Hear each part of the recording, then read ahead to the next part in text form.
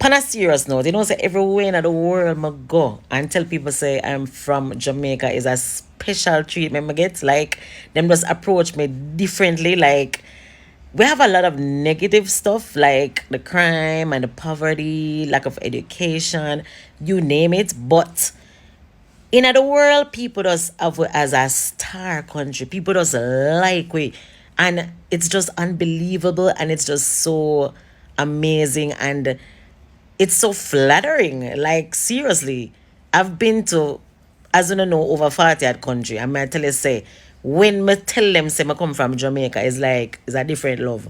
And they're just like, Bob Marley, you saying both. Like those are the main people that they know. But literally them show me a lot of love. I'm not gonna lie to you.